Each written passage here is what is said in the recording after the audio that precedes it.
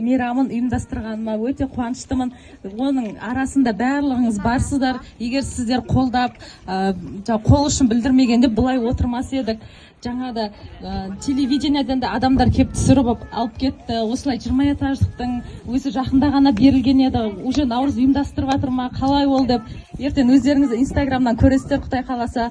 Жаңа түсіріп алып кетті, менен сұхбат алып кетті. Бәрін айтып, қалай ұйымдастырыңыздар деп қызығып, осы 20 этаждық айттым. Осы жаңа қала бойынша ең үлкен үй, және де 190 пәтер бар деп айттым. Ол күшті, сіздер біздер көріп қызығып жатырмыз деп жатыр. Рахмет сіздерге. Осылай тату біршіліктеріміз, ауызбіршіліктеріміз әрдайым арта берсін. Жылдан жылға Наурыз мейрамына аман есен жете берейік.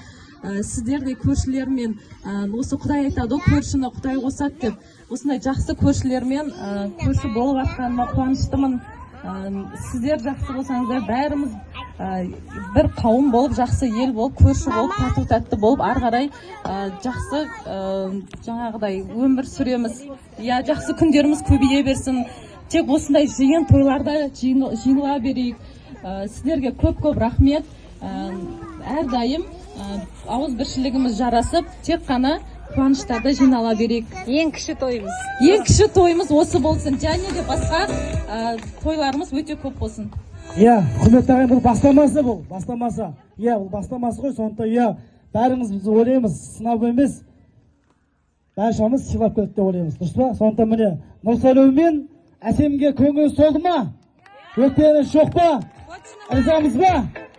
Жақсы бір қошемет қойшы, жақсы нұртас дейді, бәрекелді, рахмет. Жалпы бұл өмірде ұйымдастырушыларды көп дейді, көктемде ағаштар көп дейді. Бола берсін көрмейлі. Бәрібірде Нұрсәуле мен Әсемнің ұйымдастыруына жетпейді. Бәрекелді, рахмет қыздар. Көп, Алла разы болсын. Жасай беріңіздер, бәрекелді.